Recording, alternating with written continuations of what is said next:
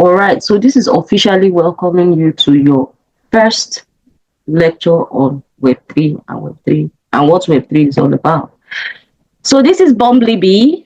Bumblebee is going to be in your faces a lot. Bumblebee is going to bring you a lot of Web3 information. Bumblebee is going to bring you a Web3 word of the day every day for you to learn more about Web3 and get better with finding your way around the world of Web3. Now, in Web3, one thing you should expect always is one new word every time. It's like a whole new language.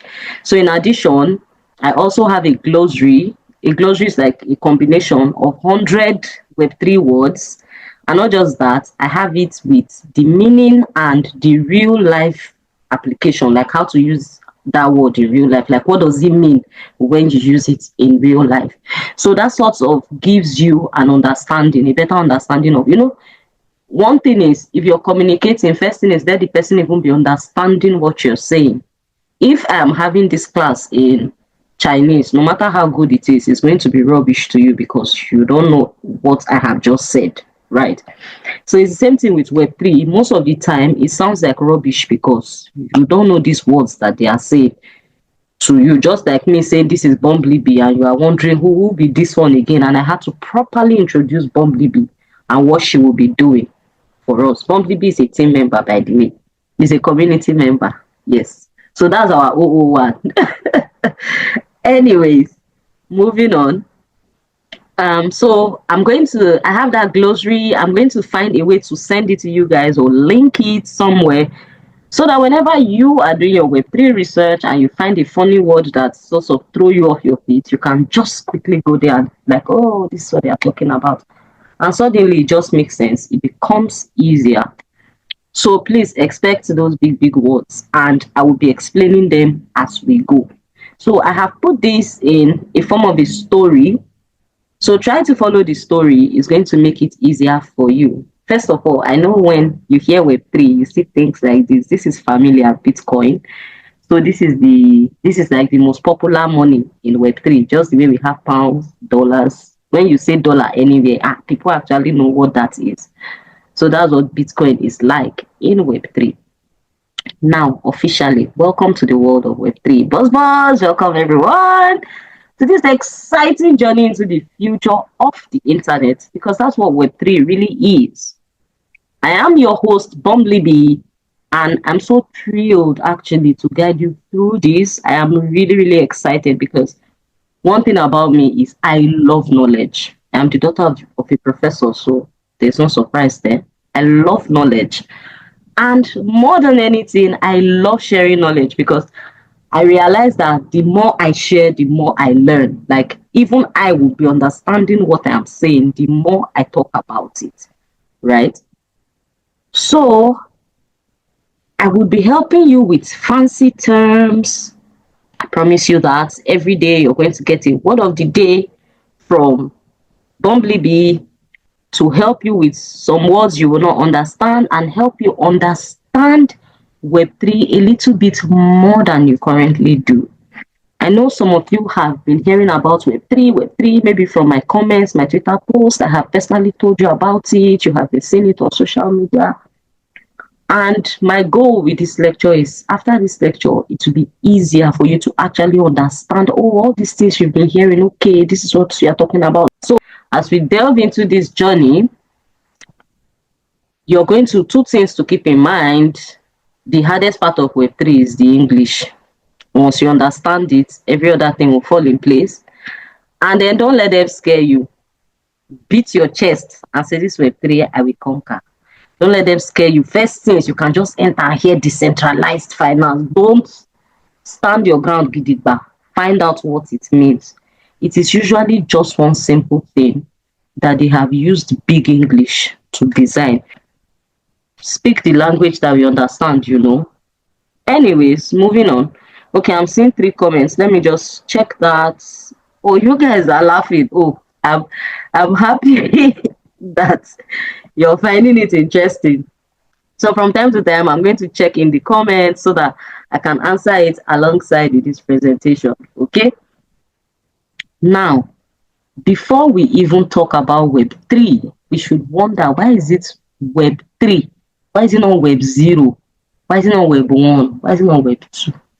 Because the truth is, we have had Web0, we have had Web1, we have had Web2, but we just weren't aware and we just didn't name them those things. Now, I will take you down memory lane and we'll talk about the history of Web1, Web2, Web3. Now, we are not going to talk about Web0 because this was prehistoric time. This was the Adamic and the Abrahamic time. Those people, nothing concerned them with internet that year. All they wanted to do was catch a deer, spark fire, cook, eat, and marry 300 women. They didn't have any other problem.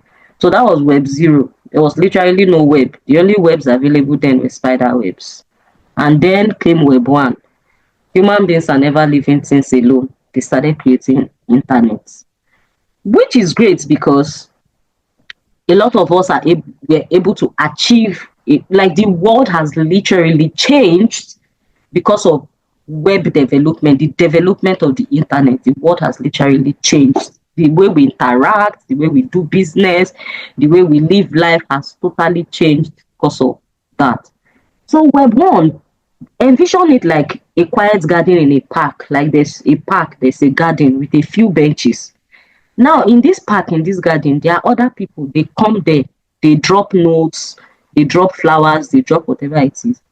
But you cannot interact with these people, and you cannot interact with the notes and the flowers, and they cannot interact with you as well. That was how the beginning of the internet was. Then came Web2. People like Mark Zuckerberg decided that, you know what, I want to interact with people I went to secondary school with. And he was like, you know what, I'm going to create an app where I will have my own corner. I will post everything that is going on in my life, and I will now look for my friends and show them to come and see that this is what is going on in my life. And they can interact back with me by leaving nice comments. And I can go to their corner too and do the same. The internet, boom, became interactive. Now, that was Web2 development. If you even want to relate it to that garden from our earlier example, now in this garden, people now started dropping flowers. You could now interact with people. You could now tell them that, oh, the flowers are lovely and what have you. So, like, are you seeing how, like, internet real world, like, it's connecting? And Web2 did not just come with simple things like video messaging. Like, our lives really changed. I am literally a Nigerian girl who lived in my house with my laptop. I was working for people in the US, UK, Australia, Dubai. I am internationally certified because of the internet. But the internet has made it so easy that anybody, anywhere, as far as you have a dream and you know where to go, you could literally interact with anybody you want to interact with. And then there's also, like, other advancements like the banking system. I don't need to be going to bank to deposit. As interesting and as beautiful as all these are, it also came with disadvantage. Sometimes we make jokes like when we are chatting with our friends or we are saying like the darndest things, we make jokes like, what if WhatsApp people just they listen to my call, they laugh me so. We make jokes like that, but it's true. Like, these people have so much information on us. These people have so much data on us that we don't even know what they are doing with it. We don't know the extent. Like, there was speculations in Nigeria one time that people, they were forcing us to do NIN because they wanted to sell our data. And somehow, some people were complaining that they have Wema bank accounts. They have never entered Wema banks in their life. So these are like disadvantages that came about with Web2 and its internet interactions. And Web3, a group of scientists somewhere decided that, you know what, the internet is great, we love it, but it could be better. And then came Web3. So Web3 now is all about, we are still using the internet though. We are still interacting with it though. But now we are going to change how we interact. For example, the ultimate armed robbery that they did in Nigeria during the last election, announcing election results while we were sleeping at night. In a Web3 world, they won't try it because everybody will be seeing the results live as we are casting the votes. And now this is a big part of Web3, and Web3 is coming hard at that with the introduction of DAOs. We will learn about DAOs some more as we go. Now, when I said we are still 20 years early, we just joining now, I think we are even a lot earlier than that, because we are currently in the place where the government is fighting this thing with everything within them. Can imagine that country again, me coming for that country, banning Binance, banning crypto, arresting young people that have crypto in their bank account, legit money. They are trying to criminalize it. And why are they doing this? It's because, as usual, people don't read. You don't find out information. You don't know your rights. You don't know what is right and what is wrong. The government knows this more than anybody, and they use it to their biggest advantage. They are criminalizing you because they know you don't even know that this thing you're doing is not criminal. Right? But let me tell you where it gets interesting. Now, I am a woman of philosophy with a dissect matter. I have a theory. In fact, it's not a theory. You know, when you hear special advisor to the SSA to the special advisor on media, special advisor on, you people think those are just posts. They are not. Those people are tasked with the job of doing heavy research. For example, somebody that is special advisor to the president on Web3, if you have not sat down to debrief the presidential team on why they should actually look at Web3, then you are not doing your job. But let me tell you something, they do their jobs. They actually take their time. When something is making a buzz, they go right into it. They do their research. These people have done their research. They have seen that there's no stopping Web3. So the best they can do is control it. They are still looking for control, because if control totally leaves their hands, first of all, democracy will be real, because we go, they see the election live. There is no, I will stand back and defend my vote. You are not defending shit. You will vote and leave. Everything is transparent. You're not going to die because you're going to vote. You would literally just vote and leave. They understand this. They know. I am telling you that they know. That is why they are fighting so hard for it not to come to fruition, or at least to stall it for as long as they want. The US is planning to buy a Bitcoin reserve. If the US, you know, the US is one of the most strategic countries in the world, one of the strongest countries in the world, is planning to have a Bitcoin reserve. Best believe they have been briefed. Best believe they know what Web3 is about. You are the one who doesn't know. You are the novice here. And for the fact that they are bent on hiding this thing from you, should be more reasons why you should dig deep, because this is your currency to freedom. This is your currency to having a say in a world that you live in. And this is a world that just works, because the way Web3 works is the hardest workers get the best part of it. If you work hard, if you put in your work, you're going to get the best part of it. Now, I have preached about Web3. Let me now do the official part.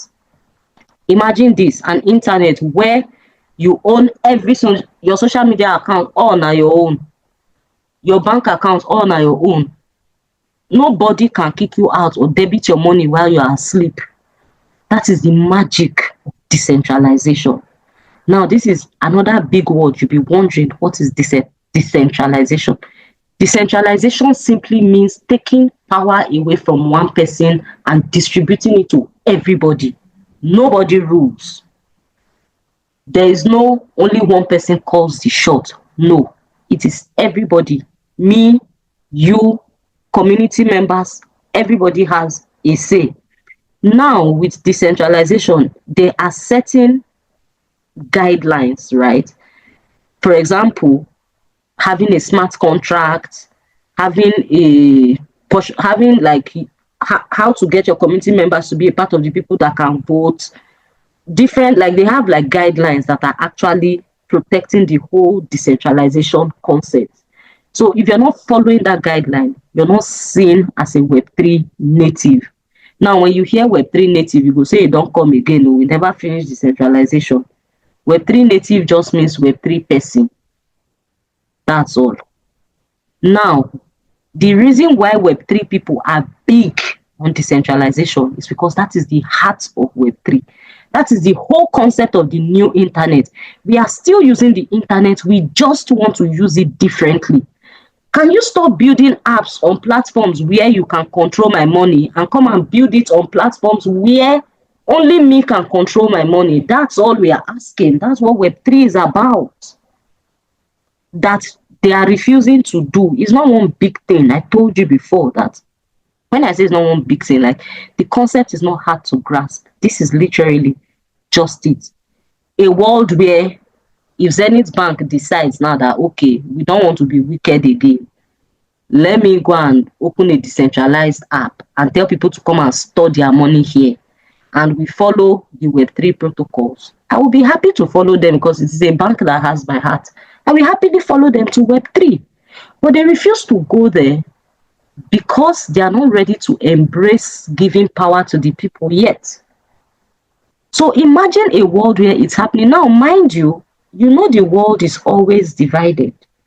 As much as some people do not want this to come to fruition, some people are working hard every day to see that it works. Part of people that do that, there are a lot I know, but notable mention that most of you would relate with is Elon Musk, owner of Twitter.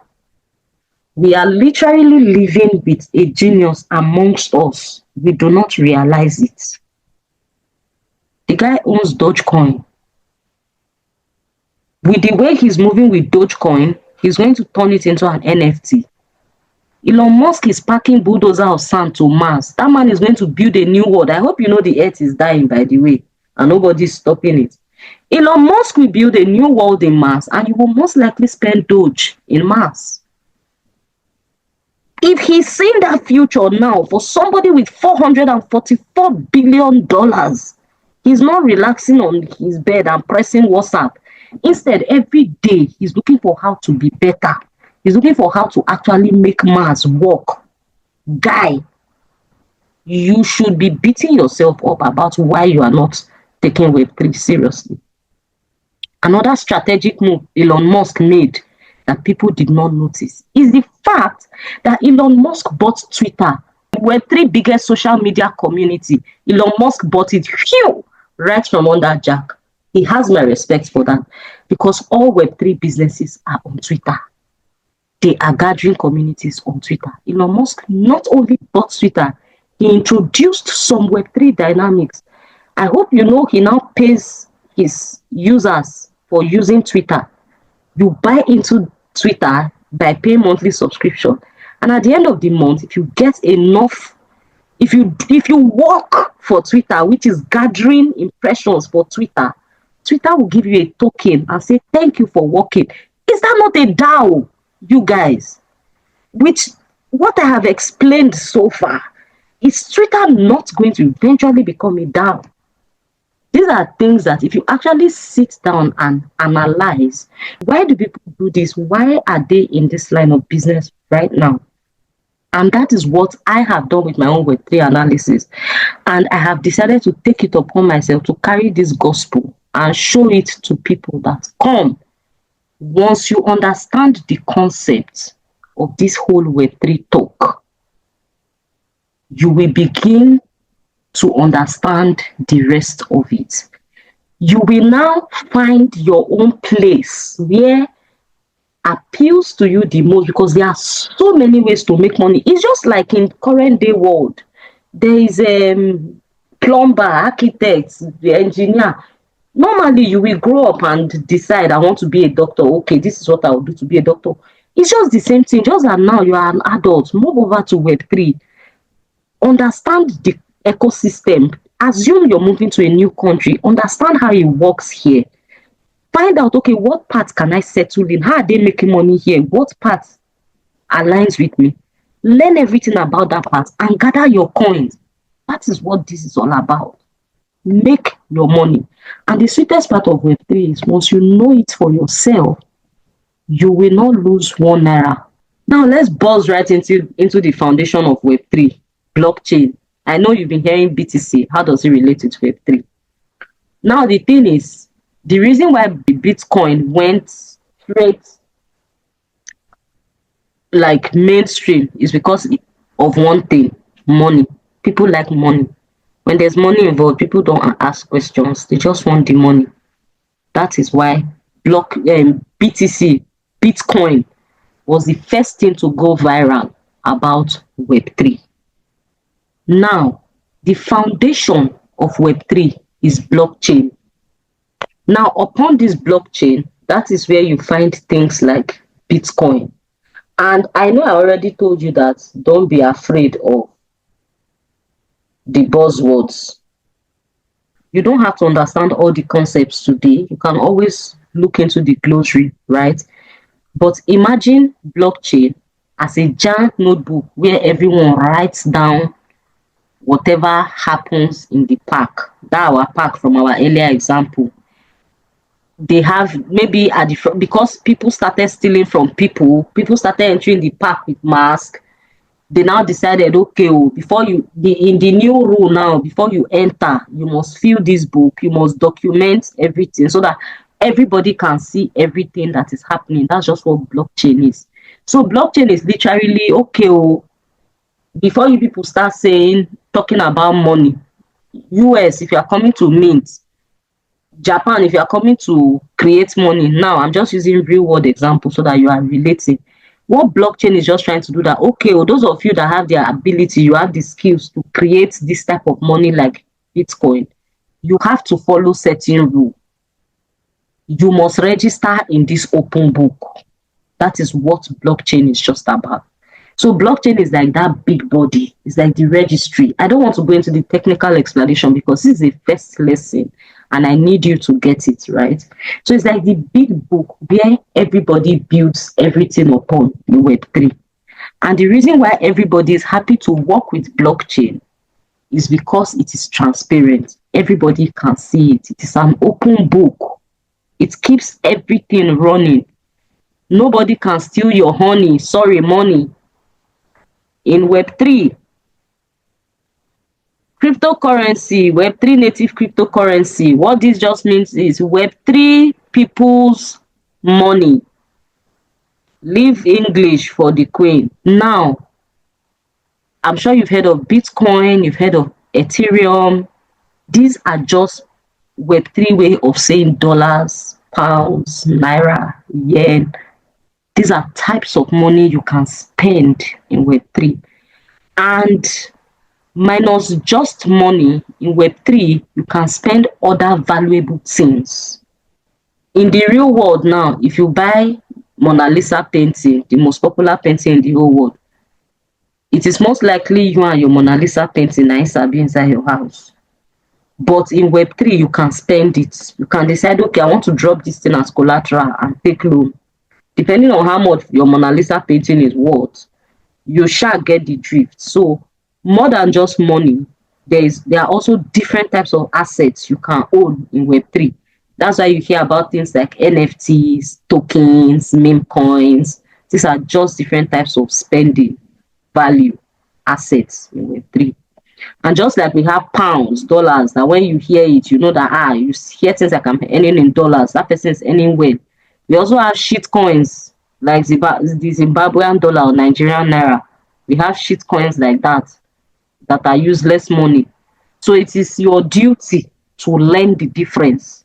And that is number one method of not getting scammed in Web3. Once you learn the difference between real money, foolish money, upcoming money, once you learn how to spot it, which is pretty much easy once you understand the concept, you will start enjoying Web3, because at the end of the day, the ultimate goal is to work, get this money, save it, invest it in a very secure way that you're not afraid that Zenith Bank will come and steal your money one Sunday afternoon while you are sleeping. Like, please now, that's just what Web3 is literally about, and their own method of using money. So in Web3 now, rather than call it money, we call it currency, cryptocurrency. Or rather than call it bank, we call it wallet. So when you hear things like, oh, my crypto wallet, it's just my bank account, my money account. That's just what they are trying to talk about. So leave English for the queen, please. Let's focus on how to understand Web3. So you would also find fancy words like dApps, DAOs.